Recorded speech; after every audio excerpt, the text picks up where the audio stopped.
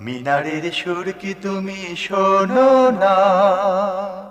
আসসালামু আলাইকুম ওরহমতুল্লাহি ওবরাকাতুহ।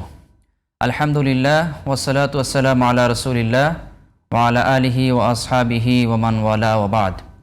কাছে এবং দূরে যে যেখান থেকে দেখছেন প্রিয় দর্শক, সবাইকে স্বাগত জানাচ্ছি আপনাদের প্রিয় চ্যানেল জিটিভির পর্দায়। শুরু করছি মাহে রমজানের বিশেষ আয়োজন বিআরবি কেবলস নিবেদিত সরাসরি প্রশ্নোত্তরমূলক অনুষ্ঠান জিজ্ঞাসা ও জবাব, powered by BRB hospital limited. আমরা এই অনুষ্ঠানের মাধ্যমে আপনাদের জীবন ঘনিষ্ঠ শারঈ প্রশ্নগুলোর উত্তর দিয়ে থাকি। অনুষ্ঠান জুড়ে আছি আমি মোহাম্মদ ইব্রাহিম আল মামুন। আপনারা আপনাদের মনে উত্থাপিত প্রশ্নগুলোর উত্তর জানার জন্য স্ক্রিনে দেওয়া নাম্বারে কল করুন। আপনাদের প্রশ্নের উত্তর দেওয়ার জন্য আমাদের স্টুডিওতে আজকে আমন্ত্রিত আছেন বিশিষ্ট গবেষক, ইসলামিক স্কলার, বাংলাদেশ ইসলামী বিশ্ববিদ্যালয়ের ইসলামিক স্টাডিজ ডিপার্টমেন্টের সম্মানিত সহযোগী অধ্যাপক ডক্টর মুফতি আবু সাঈদ খান। আসসালামু আলাইকুম স্যার। ওয়ালাইকুম আসসালাম রহমতুল্লাহ। স্যার কেমন আছেন? আলহামদুলিল্লাহ। স্যার আপনাকে ধন্যবাদ। আমরা শুরু করছি। আমরা জানি পবিত্র মাহে রমাদান চলছে। সাধারণত আমরা রমাদানকে সিয়ামের মাস হিসেবে জানি, আমরা রমাদানকে কিয়ামুল লাইলের মাস হিসেবে জানি, কোরআনের মাস হিসেবে জানি। কিন্তু রাসূলুল্লাহ সাল্লাল্লাহু আলাইহি ওয়াসাল্লামের সিরাত দেখলে আমরা রমাদানে রাসূলুল্লাহ সাল্লাল্লাহু আলাইহি ওয়াসাল্লামের আরও কিছু কার্যক্রম আমরা দেখতে পাই বিশেষভাবে।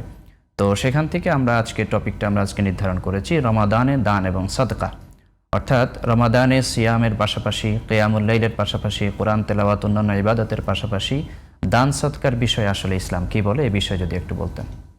আলহামদুলিল্লাহ রাব্বিল আলামিন ওয়াল আকিবাতু লিল মুত্তাকিন ওয়াসসালাতু ওয়াসসালামু আলা আশরাফিল আমবিয়া ওয়াল মুরসালিন ওয়া আলা আলিহি ওয়া আসহাবিহি আজমাইন। মাহে রমাদান হচ্ছে ইবাদতের জন্য একজন ইমানদারের নিকট ইবাদতের বসন্তকাল। জি, যে এইখানে যত বেশি ইবাদত করা যায় এটা তত বেশি ফজিলতপূর্ণ। তো ফলে প্রত্যেকটা ইবাদতই এখানে যত বেশি করা যায়, তোর মধ্যে ইবাদতগুলোর মধ্যে একটা গুরুত্বপূর্ণ ইবাদত হচ্ছে আল্লাহর পথে দান করা। তো আল্লাহর পথে দান করার মধ্যে দু ধরনের দান আছে আল্লাহর পক্ষ থেকে। এক ধরনের দান হচ্ছে আল্লাহর পক্ষ থেকে বান্দার উপরে ফরজ করে দেয়া হয়েছে বা ওয়াজিব করে দেওয়া হয়েছে, যেটা পালন করতেই হবে, না করলে বান্দা গুনাহগার হবে। আরেক প্রকার দান হচ্ছে বান্দা চাইলে করতে পারে নফল হিসেবে, সে এর দ্বারা সওয়াবের ভাগিদার হবে, সওয়াব পাবে, কিন্তু যদি না করে গুনাহগার হবে না। তো দু ধরনের দানের ব্যাপারেই উৎসাহ দেওয়া হয়েছে এবং নির্দেশনা দেওয়া হয়েছে। তো নির্ধারিত যে দানটা এবং যেটাকে ফরজ করা হয়েছে বান্দার উপরে, এটা দুটো। একটা হচ্ছে জাকাত, যেটা নির্ধারিত নিসাব পরিমাণ সম্পদ কোনো ব্যক্তি মালিক থাকলে এবং এই মালিকানা যদি তার উপরে 1 বছর অতিবাহিত হয় তাহলেই কেবল জাকাত দিতে হয়। এটা নিয়ে লম্বা আলোচনা করা যাবে শুধু জাকাতের উপরে।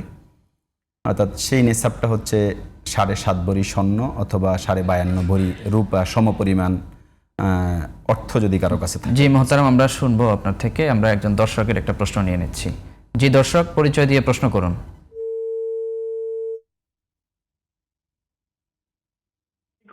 প্রিয় দর্শক আসসালামু আলাইকুম, পরিচয় দিয়ে প্রশ্নটা করুন। ওয়ালাইকুম আসসালাম, আমি মুন্সিগঞ্জ থেকে বলছি। আমার প্রশ্ন হচ্ছে, শিয়াদের ব্যাপারে আমাদের কি ধারণা পোষণ করা উচিত? শিয়াদেরকে কি মুসলিম বলা যাবে? জি জাযাকাল্লাহ, চমৎকার প্রশ্ন করেছেন। আমরা আমাদের অতিথির কাছ থেকে আপনার প্রশ্নের উত্তরে যাব। জি, তার আগে যেটা বলছিলাম, তো আরেক প্রকার দান হচ্ছে যেটা আবশ্যক করা হয়েছে, সেটা হলো সদাকাতুল ফিতর, যেটা আমরা রমাদান মাসের শেষে একেবারে ঈদগাহে যাওয়ার আগে রাসূলুল্লাহ সাল্লাল্লাহু আলাইহি ওয়াসাল্লামের পক্ষ থেকে নির্দেশনা হয়েছে যে ফকির মিসকিনকে সদাকাতুল ফিতর, যেটা আমাদের দেশে ফিতরা বলে, এটা খাদ্য দিয়ে দেয়া এবং অথবা সমপরিমাণ অর্থ দিয়ে দেওয়ার ব্যাপারে আমাদের দেশে ইসলামী ফাউন্ডেশনের পক্ষ থেকে একটা পরিমাণ নির্ধারণ করে দেওয়া হয়। তবে খাদ্য দিয়ে এটা দেয়াটাই আমরা উত্তম মনে করি। খাদ্য বলতে এখানে কি নির্দিষ্ট কিছু খাবার আছে? নির্দিষ্ট কিছু খাবার হাদিসে আছে। আবার আবু সাঈদ খুদরি রাদিয়াল্লাহু তাআলা থেকে সহিহ বুখারীতে তোয়াম আছে, সাম মিন তোয়াম আছে। এর দ্বারা বোঝা যায় যে অঞ্চলে যে খাদ্যটা সবচেয়ে বেশি প্রচলিত বা যেটার উপরে মানুষ অভ্যস্ত, যেমন আমাদের দেশে বেশিরভাগ মানুষই ভাত খায়, তাহলে সেক্ষেত্রে চাউল দেওয়া যেতে পারে, 1 সা চাউল এটা দেওয়া যেতে পারে। অথবা নির্ধারিত যে সকল খাবারের ব্যাপারেও হাদিসে আসছে, সেটা হচ্ছে গম, 6টা খাবার, ভুট্টা। এখানে আরেকটা বিষয় হচ্ছে স্যার, 1 সা এবং অর্ধ সা দুই ধরনের কথা আছে। সেই ক্ষেত্রে হানাফি মাযহাব অনুযায়ী আমাদের দেশে একটা ফতোয়া আছে, সেটা হচ্ছে যদি কেউ আটা দিয়ে দেয় তাহলে অর্ধ সা দিবে, এবং মুআবিয়া রাদিয়াল্লাহু তাআলা আনহুর সময় থেকে এটা আমল করা হয়েছে। এবং বাজার মূল্যের আলোকে তৎকালীন যুগে যেহেতু ওখানকার সাধারণ খাবার ছিল খেজুর, কিন্তু সেখানে আটাটা ছিল খুবই দুষ্প্রাপ্য অথবা কম মানুষ ভোগ করতো, তো ফলে আটার দামটা বেশি ছিল। তো বাজার মূল্যের আলোকে সেই কারণে ওটার ক্ষেত্রে ধন্যবাদ। এখানে ইজতিহাদের সুযোগ আছে যে আজকের যুগে তো আটার দামের সাথে খেজুরের দাম বেশি, সেই ক্ষেত্রে এটা কেউ যদি একসা পূর্ণ হিসেবে দেয় একসা দেওয়াটাই আমরা উত্তম হবে, কিন্তু অর্ধসা দিলেও তার আদায় হয়ে যাবে বলে আমরা বিশ্বাস করি। আচ্ছা জি, আমাদের একজন দর্শক প্রশ্ন করেছিলেন, বিশেষ করে খুবই রিলেভেন্ট, খুব প্রাসঙ্গিক এখন, সেটা হলো শিয়াদের ব্যাপারে আমাদের অবস্থান কি হবে, শিয়াদেরকে মুসলিম বলা যাবে কিনা?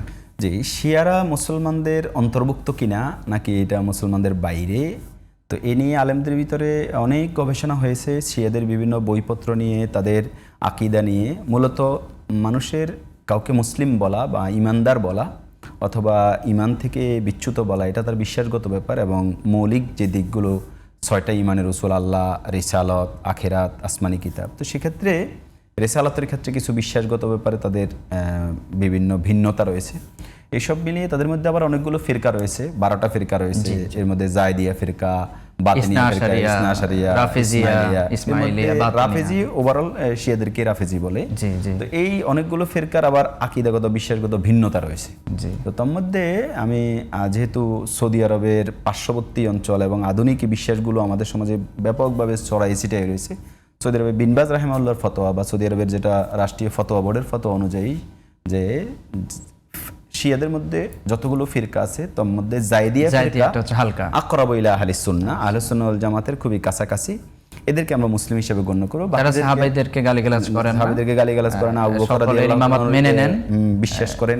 যেমন ধরেন আবু বকর রাদিয়াল্লাহু তাআলা সাহাবী হওয়াকে যদি অবিশ্বাস করে, তার মানে সে কোরআন বিশ্বাস করে। কোরআনের আয়াতই তো কোরআনে দ্বারা ইজমা ফিল গারে দিয়া কুলুল সাহিবিহি, আল্লাহ রাসূলের সাহাবী হিসেবে বলা হয়েছে। তো তাহলে কোরআন এছাড়াও আল্লাযিনা মাহু, এখান থেকেও তো অন্য সাহাবীদের দ্বারা তার সাথে যারা ছিল, তার মানে হচ্ছে কেউ যদি আবু বকর রাদিয়াল্লাহু তাআলার সাহাবিয়তকে অস্বীকার করে, সে কোরআন স্বীকার করলো, আর কোরআন স্বীকার করলে কারো ঈমান থাকে না। তো ফলে আয়েশা রাদিয়াল্লাহু তাআলা উম্মাহাতুল মুমিনিন, তার সতীত্বের ব্যাপারে সরাসরি কোরআনে কারিমের আয়াত নাযিল হয়েছে। এখন তাকে যদি কেউ গালি দেয়, এছাড়াও তো আছে ওয়াজওয়াজুহু উম্মাহাতুল মুমিনদের মা, তাহলে তাদের ব্যাপারে তাকে যদি কেউ গালি দেয় তার ঈমান থাকবে না। তো ফলে যেখানে সূরা নূরের 11টি আয়াত হযরত আয়েশার জন্য নাযিল, এইজন্য শিয়াদের ব্যাপারে আমাদের বক্তব্য হচ্ছে জায়দিয়া ফিরকাকে আমরা আহলে সুন্নাত ওয়াল জামাতের খুবই নিকটবর্তী হিসেবে, মুসলিম হিসেবে, মুমিন হিসেবে আমরা ধরি, আর বাকিদেরকে ইসলাম থেকে বিচ্যুত হিসেবে আহলে সুন্নাত ওয়াল জামাতের ইমামগণ ফতোয়া দিয়েছেন, বিশেষ করে ইসনা আশারিয়া যারা 12 ইমামে বাতিনিয়া যারা, এদেরকে কাফের হিসেবে সাব্যস্ত করা হয়। তবে যেহেতু আজকের প্রসঙ্গের কথা আপনি বলেছেন, যেমন আমেরিকা আজকে ইরানে আক্রমণ করছে, কিন্তু এই কথার অর্থ এই না যে আমরা ইরানে আমেরিকার আক্রমণ আমরা খুশি হব। আরেকটা প্রশ্ন নিয়ে নিচ্ছি। জি, নাম বলে প্রশ্নটা করুন প্রিয় দর্শক। আসসালামু আলাইকুম রাহমাতুল্লাহ। জি, আমি ঢাকা থেকে বলছি। আমার জানার বিষয় হচ্ছে গায়েবানার জানাজা পড়া যাবে কিনা। জি, চমৎকার প্রশ্ন করেছেন। জি, আরেকটা ফোন আমরা নিয়ে নিচ্ছি। জি দর্শক, প্রিয় দর্শক, নাম বলে প্রশ্নটা করুন। জি হুজুর, আসসালামু আলাইকুম হুজুর। জি, ওয়ালাইকুম আসসালাম। জি, মাসুম কুমিল্লা ধর্মপুর থেকে। জি জি জি বলুন। দুটি প্রশ্ন। প্রথম প্রশ্ন, কবরের উপর বাড়ি করা ইসলামে জায়েজ কিনা? কবরের উপর বাড়ি করা ইসলামে জায়েজ কিনা? জি জি, শুনতে পেয়েছি। আর প্রশ্ন আছে? জি হুজুর। আর দ্বিতীয় প্রশ্নটি হলো, পবিত্র কোরআন থেকে সূরা নূর আয়াত 43 অধ্যায় 24, সূরা নূর আয়াত 43, তিনি আল্লাহ বৃষ্টি বর্ষণ করেন আকাশ থেকে পুঞ্জীবিত মেঘমালা থেকে। তিনি আল্লাহ বৃষ্টি বর্ষণ করেন আকাশ থেকে পুঞ্জীবিত মেঘমালা থেকে। আমার প্রশ্ন, পুঞ্জীবিত মেঘমালা বলতে এই আয়াতটিতে কোরআন কি বলতেছে? সূরা নূর আয়াত 43। আসসালামু আলাইকুম। জি জি, চমৎকার প্রশ্ন করেছেন। দর্শক, আপনি আমাদের সাথে যুক্ত থাকুন, আমরা আপনার প্রশ্নের উত্তর নিয়ে নিব। যে আমরা যেটা আলোচনা করছিলাম, যেটা বলছি যে আজকের যুগের সাথে, যেটা আজকের সময়ের সাথে সম্পৃক্ত, যে আমেরিকা ইরানে আক্রমণ করছে, আমরা কিন্তু এক্ষেত্রে ইরানের আক্রমণের কারণে একজন মুসলিম হিসেবে তারা শিয়া, তাদের উপর তাদেরকে মেরে ফেলা হচ্ছে, এই জন্য আমরা খুশি হতে পারি না। আমরা মনে করি এটা জুলুম, এবং যে কোনো জুলুম একজন কাফেরের উপর জুলুম করার ক্ষেত্রে আমরা জুলুমকে জুলুম হিসেবে, আকীদার বিষয় একটা বৈশ্বিক রাজনৈতিক প্রেক্ষাপটে কারোর উপর কেউ জুলুম করবে আর জুলুমকে একজন ইমানদার হিসেবে আমি সাপোর্ট করব, এটা হতে পারে না। আর তাছাড়া এখানে দুটো মন্দের মধ্যে তুলনা করার একটা বর্ণনা আছে, বিশেষ করে যে সূরা রোমে, ওটা ভিন্ন আলোচনা। হ্যাঁ, আমরা জানি যে এখানে যদি আন্তর্জাতিক প্রেক্ষাপটে সরাসরি আন্তর্জাতিক আইনের আলোকে এবং ইরান অপরাধী হওয়ার কারণে ইরানের উপর যদি জাতিসংঘের অনুমোদিত পন্থায় যদি এখানে কোনো কিছু করা হয়, সেটা হয়তো একটা আইনগত ভিত্তি দেওয়া যেতে পারে। এটা একটা শক্তিশালী রাষ্ট্র একটা দুর্বল রাষ্ট্রের উপর আক্রমণ করে সব শেষ করে দিবে। এবং আপনি দেখবেন স্কুলে বোমা হামলা করা হয়েছে, শিশুদেরকে হত্যা করা হয়েছে, তাহলে এটা কীভাবে একজন ইমানদার হিসেবে বা একজন ইমানদার না, একজন এই যে একজন মানুষ হিসেবে কীভাবে আমরা এটা খুশি হতে পারি? তারা শিয়া হতে পারে। বিশেষ করে ইসরায়েলের বিপরীতে এখানে ইরানের বিষয়টা আমরা যদি রাজনৈতিক প্রেক্ষাপট থেকে চিন্তা করি, এক্ষেত্রে ইসলামী নির্দেশনাও আছে, যেখানে পত্তলিকরা যখন খ্রিস্টানদের উপর ওইখানে এই বিষয়গুলো আমরা এখানে আনতে পারি।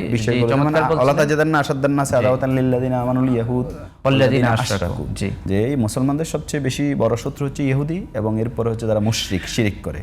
তো তাহলে আমরা শুনবো প্রিয় দর্শক, আমরা দেখছিলাম বিআরবি কেবলস নিবেদিত সরাসরি প্রশ্নোত্তরমূলক অনুষ্ঠান জিজ্ঞাসা ও জবাব, powered by BRB hospital limited. সময় হয়েছে একটি বিরতির, আমরা শীঘ্রই ফিরছি, ততক্ষণ আমাদের সাথেই থাকুন। মিনারের সুর কি তুমি শোনো না? আসসালামু আলাইকুম, বিরতির পর ফিরে এলাম। আপনাদের প্রিয় চ্যানেল জিটিভির পর্দায় দেখছিলেন মাহে রমজানের বিশেষ আয়োজন বিআরবি কেবলস নিবেদিত সরাসরি প্রশ্নোত্তরমূলক অনুষ্ঠান জিজ্ঞাসা ও জবাব, powered by BRB hospital limited. আমরা উস্তাদ আলোচনা করছিলাম কিছু প্রশ্ন নিয়ে, আমরা আরেকটা প্রশ্ন নিয়ে নিচ্ছি। দর্শক লাইনে আছেন। জি দর্শক, আসসালামু আলাইকুম, নাম বলে প্রশ্নটা করুন। আসসালামু আলাইকুম। ওয়ালাইকুম আসসালাম। আমার কিছু প্রশ্ন ছিল। জি, রমজান মাসে ইবাদত করার জন্য কি ওষুধ খেয়ে পিরিয়ড অফ করা যায় কিনা? আচ্ছা, রমজান মাসে ইবাদত করার জন্য ওষুধ খেয়ে পিরিয়ড, আচ্ছা, সুন্দর চমৎকার প্রশ্ন করেছেন, ধন্যবাদ। আমরা উত্তর জেনে নিব আমাদের অতিথির কাছ থেকে, আমাদের সাথে যুক্ত থাকুন। জি, আমরা এক ভাই প্রশ্ন করেছিলেন উস্তাদ, গায়েবানা জানাজা সম্পর্কে ইসলামের বিধান যদি বলতেন। গায়েবানা জানাজা সম্পর্কে ইসলামে এটা মাযহাবগত দিক থেকে বিভিন্ন মাযহাবের অনেকগুলো মতভেদ রয়েছে। রাসূলুল্লাহ সাল্লাল্লাহু আলাইহি ওয়াসাল্লামের জামানায় তিনি একটা গায়েবানা জানাজা পড়েছেন। বাদশা নাজ্জাশী মারা যাওয়ার পরে রাসূলুল্লাহ সাল্লাল্লাহু আলাইহি ওয়াসাল্লাম মদিনায় তার গায়েবানা জানাজা পড়েছেন, যেহেতু সেখানে কেউ তার উপর জানাজা পড়ার কেউ ছিল না, একমাত্র মুসলিম তিনি ছিলেন। তো ফলে আলেমদের মধ্যে একদল বলছেন এটা রাসূলুল্লাহ সাল্লাল্লাহু আলাইহি ওয়াসাল্লামের সাথে খাস। রাসূলুল্লাহ সাল্লাল্লাহু আলাইহি ওয়াসাল্লামের পরে খোলাফায়ে রাশেদা বা পরবর্তীতে বহু বড় বড় সাহাবী, বড় ব্যক্তিগণ বিভিন্ন জায়গায় মারা গেছেন, এবং তাদের কোনো জানাজা গায়েবানা জানাজা সাহাবায়ে কেরাম পড়েননি। ফলে বোঝা যায় এটা রাসূলুল্লাহ সাল্লাল্লাহু আলাইহি ওয়াসাল্লামের সাথে খাস। এরপরে শাফিঈ মাযহাবের একটা মত হচ্ছে, তারা বলছে বিশিষ্ট কোনো ব্যক্তি, যেরকম এরকম নাজ্জাশীর মতো এমন কোনো ব্যক্তি যার জানাজা যদি পড়া না হয়, অথবা পড়া হয়ে থাকলেও যদি এটা বিভিন্ন জাতির জন্য, পুরো দেশের জন্য বা পুরো আন্তর্জাতিক প্রেক্ষাপটে পুরো মানুষের জন্য কোনো তার কৃতিত্ব বা তার কীর্তি এমন রেখে গেছে যেটা উপকৃত হয়েছে মানুষ, ফলে মানুষ স্মরণ করে বিভিন্ন স্থানে তার জন্য যদি গায়েবানা জানাজার পরে, এরকম স্পেশালি কোনো বিশেষ ব্যক্তির জন্য হতে পারে। অর্থাৎ আমরা রাসূলুল্লাহ সাল্লাল্লাহু আলাইহি ওয়াসাল্লামের কাছ থেকে দুই একটা উদাহরণ পাই, কিন্তু সাহাবীদের মধ্যে এটা পাওয়া যায় না। ফলে আমরা এটাকে এই মনে করি যে বিশেষ কোনো ব্যক্তির ক্ষেত্রে এটা মাসলাহা যদি থাকে হতে পারে, কিন্তু এটাকে একেবারে রাজনৈতিক কর্মসূচি বানিয়ে ফেলা, যেভাবে আমরা ব্যাপকভাবে এটাকে একেবারেই সাধারণভাবে করা, এবং হানাফি মাযহাব এটা তো মাকরুহ, যে এরকম গায়েবানা জানাজা পড়া, হ্যাঁ দোয়া করতে পারি আমরা, যে কোনো কারণে গায়েবানা জানাজা এরকম যে কোনো ব্যক্তির জন্য পড়া আসলে এটা ঠিক না। বিশেষ স্পেশাল কোনো ব্যক্তি এবং যার জানাজা পড়া হয় নাই তার জন্যই কেবল এরকম পড়া হয়। আচ্ছা, আরেকটা প্রশ্ন ছিল, এক ভাই প্রশ্ন করেছেন, কবরের উপর বাড়ি করা বিধান কি? এই কবরের উপর বাড়ি করা জায়েজ নাই। কবর, মুসলমানদের কবরটা খোলা থাকবে, এবং কোনো জায়গায় যদি এমন হয় যে কবরের উপর বাড়ি করার প্রয়োজনীয়তা দেখা দেয়, মসজিদ করা, রাস্তা করার প্রয়োজনীয়তা দেখা দেয়, তাহলে ওই কবরটাকে ফুরিয়ে ফেলে ওখানে যদি লাশের কোনো অংশ, হাড্ডি কিছু পাওয়া যায়, তাহলে সেটা কোনো কবর দিবে। যেমন সহিহ বুখারীতে হাদিস আসছে, রাসূলুল্লাহ সাল্লাল্লাহু আলাইহি ওয়াসাল্লাম যেখানে মসজিদে নববী প্রতিষ্ঠিত করেন, সেখানে ফিহা কুবুরুন ফিল জাহিলিয়া, কিছু কবর ছিল জাহিলিয়াতে, তো নুবেশাত, সেই কবরগুলোকে উপড়িয়ে ফেলা হয়েছে, তারপর সেখানে মসজিদ প্রতিষ্ঠিত করা। অর্থাৎ অনেক সময় দেখা যায় মসজিদ সম্প্রসারণ করার জন্য অনেক সময় প্রয়োজনীয়, সাধারণত বাড়ি করা এটা কোনোভাবে আমরা অনুমোদন দিতে পারি না। সেই ক্ষেত্রেও একটা বিষয় আছে যে কবর একেবারেই কাঁচা কবর, তাজা কবর যাতে না হয়। হানাফি মাযহাবের ফতোয়া অনুযায়ী যদি 25 বছর বা এরকম হয়ে যায়, বা এসে পুরাতন কবর যেখানে একেবারে হাড্ডি মাটির সাথে মিশে গেছে আর কোনো কিছু নেই, তখন সেটাকে মিশিয়ে দিয়ে সেখানে করা যাবে। আবার সেখানে যদি কোনো কিছু পাওয়া যায় সেটাকে আবার মানব দেহের কোনো অঙ্গের প্রতি কোনো অসম্মান এমন যেন না হয়। জি, চমৎকার বলেছেন। আরেকটা প্রশ্ন এসেছে, এক ভাই প্রশ্ন করেছেন সূরা নূর থেকে যে আল্লাহ তাআলা বলেছেন তিনি পুঞ্জীভূত মেঘমালা থেকে তিনি বৃষ্টি বর্ষণ করেন। সূরা নূরের 43 নম্বর আয়াত, এখানে আল্লাহ তাআলা বলছেন যে তিনি মেঘমালাকে উঠিয়ে নেন, আবার সেটাকে পরিচালিত করেন, সেটাকে একত্রিত করেন, পুঞ্জীভূত করেন, সেখান থেকে বৃষ্টি বর্ষণ করেন। এটা আসলে এটা আচ্ছা উস্তাদ, আমরা একটা প্রশ্ন নিয়েছি, একজন দর্শক ওয়েটিং এ আছেন। জি দর্শক, নাম বলে প্রশ্ন করুন। আসসালামু আলাইকুম। ওয়ালাইকুম সালাম। আমি সিরাজগঞ্জ থেকে আমি সাদেক আর্মি পার্সন আজাদ হোসেন বলছিলাম। জি জি বলুন। আমার তার প্রশ্ন হলো, এই যে আমাদের তারাবি আমরা পড়ি অনেকেই, কেউ সূরা তারাবি বেশিরভাগ মানুষও পড়ে, এবং আমরা যে কোরআন খতমের সূরা পড়ি, এই দুইটার মধ্যে আসলে সওয়াবের বিষয়টা একটু যদি বলতেন। আবার যদি একটু বলতেন প্রশ্নটা, জি তারাবির বিষয়ে প্রশ্ন আবার যদি একটু বলতেন। আর তারাবির প্রশ্নটা হলো, আপনি অনেকেই সূরা তারাবি পড়ে সূরা তারাবি, এবং জি জি অনেকেই খতম করে, এই দুইটার মধ্যে আসলে সওয়াবের জি জি জি জি চমৎকার, জি জি চমৎকার প্রশ্ন করেছেন আপনি। যুক্ত থাকুন, আমরা জেনে নিচ্ছি আমাদের আমরা যেটা বলছিলাম এটা হচ্ছে ওয়াটার সাইকেল, মূলত যে সমুদ্রের পানিগুলো বাষ্প হিসেবে আকাশে উড়ে, তো আকাশে উড়ে আস্তে আস্তে মেঘ হিসেবে পঞ্জীভূত হয় এবং এখান থেকে এক জায়গা থেকে আরেক জায়গায় চলে যায়। আল্লাহ তাআলা যেখানে বৃষ্টি বর্ষণ করবেন সেখানে মেঘমালাগুলোকে একত্রিত করেন, এখানে বাতাসের একটা প্রভাব আছে। তো সেই মেঘমালাগুলো, এবং আধুনিক যুগে এটা সায়েন্টিফিক ব্যাখ্যা আছে যে জলীয় বাষ্প যখন ভারী হয়ে যায় এখানে অনেকগুলো বিষয় চলে আসে। বৃষ্টি হিসেবে ওয়াটার সাইকেলের যে বিষয়টা, প্রথমে ইভাপোরেশন হয় অর্থাৎ বাষ্পীকরণ হয়, সেখান থেকে ক্লাউড ফর্মেশন হয়, অর্থাৎ ওই যে ক্লাউড ফর্মেশন যেটা মানে পুঞ্জীভূত মেঘ আকারে ধারণ আস্তে করে, আস্তে জলের বাষ্পকণাগুলো একসাথে হয়ে মেঘ পরে হচ্ছে। ওখান থেকে আল্লাহ তাআলা যেখানে বৃষ্টি বর্ষণ করতে চান এবং সেখানে ওই মেঘগুলোকে আল্লাহ নিয়ে যান, বাতাসকে আবার অর্ডার করেন, সেখানে বৃষ্টি হয়। মূলত পুনরায় আবার বৃষ্টি হওয়ার পরে সেই পানি আবার আসমানে উঠে যায়। একটা সাইকেল, এটাই মূলত পঞ্জীভূত বৃষ্টি, মেঘমালা থেকে আল্লাহ বৃষ্টি। জি আমাদের দর্শক, আপনি সম্ভবত আপনি উত্তর পেয়েছেন, চমৎকারভাবে আমাদের অতিথি বলেছেন। যে আরেকটা প্রশ্ন ছিল, আমাদের এক বোন প্রশ্ন করেছেন, খুবই জীবন ঘনিষ্ঠ একটা প্রশ্ন, সেটি হচ্ছে রমাদানে ইবাদত করার জন্য মহিলাদের যে পিরিয়ড হয় ওই মাসে, এটা ওষুধ খেয়ে বন্ধ করার বিধান কি? হ্যাঁ, আল্লাহ তাআলার এটা একটা নিজাম, শৃঙ্খলা। যেমন রাসূলুল্লাহ সাল্লাল্লাহু আলাইহি ওয়াসাল্লাম স্ত্রী আয়েশা সিদ্দিকা রাদিয়াল্লাহু তাআলা আনহা হজে গেলেন, উমরা করার আগেই তিনি ঋতুবর্তী হয়ে গেলেন। তিনি কান্নাকারি করতেছেন। রাসূলুল্লাহ সাল্লাল্লাহু আলাইহি ওয়াসাল্লাম সহিহ বুখারীতে হাদিস আছে, রাসূলুল্লাহ বলেছেন আনুফিস্তে, যে তোমার কি ঋতুবর্তীটা শুরু হয়ে গেছে? তখন কান্নার কি আছে? বলছে কাতাবাল্লাহু আলা বানাতে আদম, বনি আদমের কন্যাদের উপর আল্লাহ তাআলা লিখে দিয়েছেন এটা হবে। তো ফলে তিনি তখন উমরা করতে পারেন নাই, সবাই উমরা করেছে, তিনি পরে উমরাটা আদায় করেছেন। তো এই সময়টাতে স্বাভাবিকভাবে দোয়া, জিকির, যে সকল ইবাদতগুলোর জন্য উযু বা পবিত্রতা শর্ত নয়, এগুলো সে করতে পারে, স্বাভাবিকভাবে থাকাটাই হচ্ছে স্বাভাবিক। কিন্তু কেউ যদি ওষুধ খেয়ে বন্ধ করে এই সময়টা রোজার জন্য, আধুনিক ওলামা ইকরাম যেহেতু এই পদ্ধতিটা আধুনিক, তারা জায়েজ বলেছেন, এটা করা যাবে। তবে আমরা এটাকে উত্তম মনে করি না, না করাটাকে ভালো মনে করি। ন্যাচারাল স্বাভাবিক থাকাটাই ভালো। তবে কেউ যদি করে তার গুনাহ হবে বলে আমরা মনে করি না, জায়েজ আছে। কিন্তু কেউ যদি ওই সময় ধরেন স্বাভাবিকভাবে যে ইবাদতগুলো করে, অসুস্থতার কারণে সে করতে না পারলে আল্লাহ তাআলা সেটার অবশ্যই দিবেন। যেহেতু তিনি এই সময় রোজা রাখতে পারছেন না, পরে রাখলে তাকে রমাদানের ফজিলতি আল্লাহ তাআলা দিবেন। জি জি, সুন্দর প্রশ্ন করেছেন, উত্তর দিয়েছেন। আরেকটা প্রশ্ন ছিল তারাবির ক্ষেত্রে, সূরা তারাবি এবং খতম তারাবি কোনটি উত্তম, এই বিষয়ে প্রশ্ন করে। দেখুন, এখানে বিষয়টা হচ্ছে কিয়ামুল লাইল নামাজটার নাম। তো দীর্ঘ সময় দাঁড়িয়ে থাকা, তো দীর্ঘ সময় দাঁড়িয়ে থাকা, কিয়াম মানে দাঁড়ানো। আমরা আরেকটা প্রশ্ন নিয়ে নিচ্ছি। জি দর্শক, আসসালামু আলাইকুম, নামটা বলে প্রশ্নটা করুন। জি আসসালামু আলাইকুম, নওগাঁ থেকে বলছি। জি ওয়ালাইকুম আসসালাম, জি বলুন। আমার একটা প্রশ্ন ছিল। জি জি বলুন। যেটা হচ্ছে, মোবাইলে কি কোরআন শরীফ পড়া যাবে? জি জি, চমৎকার প্রশ্ন। জি আপনি যুক্ত থাকুন, আমরা উত্তর দিচ্ছি ইনশাআল্লাহ, আমাদের অতিথি ইনশাআল্লাহ উত্তর দিবেন। যে নামাজটার নাম হচ্ছে, আমরা বলছিলাম নামাজটার নাম হচ্ছে, আরেকটা প্রশ্ন নিচ্ছি। জি দর্শক, আসসালামু আলাইকুম, আপনার পরিচয় দিয়ে প্রশ্ন করুন। ওয়ালাইকুম আসসালাম, আমি মামুন রেজা বলছি নওগাঁ থেকে। জি জি বলুন।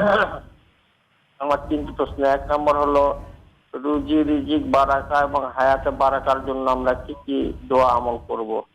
আর দুই নম্বর হলো, আমাদের সাদাকাতুল ফিতর যারা বাসা বাড়িতে কাজ করে, আমাদের আশেপাশে থাকে এলাকায়, তারাও গরিব, তাদেরকে দেওয়া যাবে কিনা?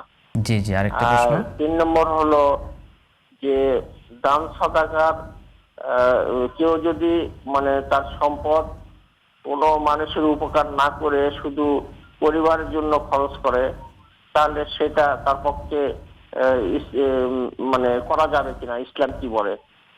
কোনো মানুষের উপকার বা বিপদ আপদে সাহায্য করবে না, শুধু পরিবারের। চমৎকার প্রশ্ন করেছেন, আমরা উত্তর জেনে নিব আমাদের অতিথির কাছ থেকে। জি আপনি যুক্ত থাকুন। আমরা বলছিলাম তারাবির সূরা তারাবি এবং খতম তারাবি। নামাজটার নাম হচ্ছে কিয়ামুল লাইল, সংক্ষেপে যদি বলেন। নামাজটার নাম হচ্ছে কিয়ামুল লাইল। তো কিয়াম মানে হলো দাঁড়ানো, যত দীর্ঘ সময় দাঁড়িয়ে থাকবে তত বেশি সওয়াব।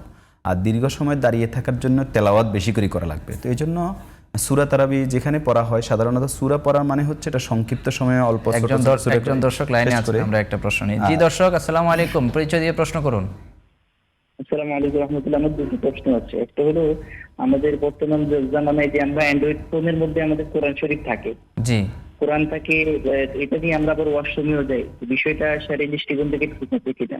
চমৎকার প্রশ্ন করেছেন আপনি, যুক্ত থাকুন, আমরা ইনশাআল্লাহ আমাদের অতিথির কাছ থেকে উত্তর নিচ্ছি। যেটা বলছিলাম সেটা হচ্ছে দীর্ঘ সময় দাঁড়িয়ে থাকার জন্য দীর্ঘ সময় কোরআন তেলাওয়াত করা দরকার। তো সেই ক্ষেত্রে নিঃসন্দেহে খতম তারাবি যেটা চালু আছে এটাই বেশি ফজিলতপূর্ণ সূরা তারাবি চাই। তবে খতম করতে হবে আবশ্যক না, কিন্তু দীর্ঘ সময় তেলাওয়াত করাটা সেক্ষেত্রে আমরা বেশি সওয়াব, এটাকে আমরা অগ্রাধিকার দেব। জি, আরেকটা প্রশ্ন ছিল মোবাইলে কোরআন পড়ার বিষয়ে উনি জানতে চাইছেন। জি, মোবাইলে কোরআন পড়া যাবে, তো অসুবিধা নেই। ডিজিটাল যে কোরআনে কারিমের আয়াতগুলো দেখা যায়, যদি ভুল ত্রুটি না থাকে, এবং এটা আশা করি এখানে ভুল ত্রুটি নাই, এটা ডিজিটাল। আরেকটা সম্পূরক প্রশ্ন এসেছিল যে এটা নিয়ে ওয়াশরুমে যাওয়া যাবে কিনা, বা এখানে ওযুর বিষয় আছে কিনা। ওযুর বিষয়টা হচ্ছে এটা স্পর্শ করার জন্য ওযু খুব জরুরি না, যেহেতু এখানে স্কিনে হাত দেওয়া দ্বারা ওই আয়াতগুলোকে স্পর্শ করা হয় না, এই গ্লাসটাকে স্পর্শ করা হয়।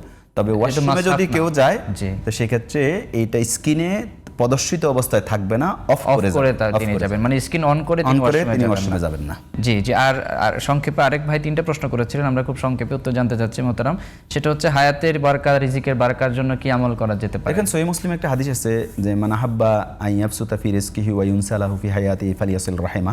কোন ব্যক্তি যদি তার রিজিকে বরকত চায় এবং তার হায়াত বৃদ্ধি চায়, তাহলে সে যেন আত্মীয়তার সম্পর্ক, আত্মীয়দের সাথে ভালো সম্পর্ক রক্ষা করে। এছাড়া সহিহ মুসলিমের অন্য হাদিসে আছে নেক আমল দ্বারা মানুষের হায়াত বৃদ্ধি পায়, বারাকা হয়, আর বদামল দ্বারা, গুনাহের দ্বারা রিজিকে এবং বিপদে পড়ে, রিজিক সংকুচিত, সাদাকার দ্বারা বিপদ আল্লাহর ক্রোধকে প্রশমিত করে। এজন্য যত বেশি নেক আমল করা যায় এবং আত্মীয়দের সাথে ভালো সম্পর্কটাই এই ক্ষেত্রে সবচেয়ে ভালো। ধন্যবাদ। দ্বিতীয় প্রশ্ন ছিল সাদকাতুল ফিতর, আমাদের যে আশেপাশে কাজের লোকরা আছে যারা অসহায়, তাদেরকে, তারা যদি দরিদ্র হয় তাহলে তাদেরকে দেয়া যাবে, অসুবিধা নেই। জি জি, চমৎকার। সর্বশেষ এক ভাই প্রশ্ন করেছিলেন হচ্ছে দান সাদকা উনি যদি না করে ওনার বৈধ অর্থ ওনার পরিবারের জন্য যদি খরচ করেন, কোনো ব্যক্তি তার পরিবারের জন্য খরচ করবে, এবং হাদিসে আছে ওয়াদ্দা বিমান তাউল, এবং তুমি খরচ করার ক্ষেত্রে তোমার সাথে যারা আছে পরিবার পরিজন এদেরকে অগ্রাধিকার দেওয়ার জন্য। তবে এখানে একটা কথা আছে, কোন ব্যক্তির উপর যদি যাকাত ফরজ হয় অথবা সাদাকাতুল ফিতর ওয়াজিব হয়, তাহলে এটা তাকে অবশ্যই দিতে হবে। এটার বাইরে সাদাকাগুলো তাকে দিতে হবে। এটার বাইরে বাকি অর্থ যদি তিনি না দিয়ে শুধু পরিবারের জন্য খরচ করেন, এতে কোনো অসুবিধা নেই। পরিবারেরটাও সাদাকা হিসেবে গণ্য হবে, এবং কিন্তু নফল সাদাকা দিলে সওয়াব হবে, সেই সওয়াব থেকে তিনি বঞ্চিত। জি, সম্মানিত অতিথি, আপনি চমৎকার করে বলছিলেন। প্রিয় দর্শক, আপনারা দেখছিলেন মাহে রমজানের বিশেষ আয়োজন বিআরবি কেবলস নিবেদিত সরাসরি প্রশ্নোত্তরমূলক অনুষ্ঠান জিজ্ঞাসা ও জবাব, powered by BRB hospital limited. আজকে বিদায় নিচ্ছি, ইনশাআল্লাহ দেখা হবে আগামী দিনে একই সময়ে আপনাদের একই টিভির পর্দায়। ততক্ষণ ভালো থাকুন, সুস্থ থাকুন। সুবহানাকাল্লাহুম্মা ওয়া বিহামদিকা আশহাদু আল্লা ইলাহা ইল্লা আনতা আস্তাগফিরুকা ওয়া আতুবু ইলাইক। আসসালামু আলাইকুম ওয়া রাহমাতুল্লাহি ওয়া বারাকাতুহু। মিনারের সুর কি তুমি শোনো না?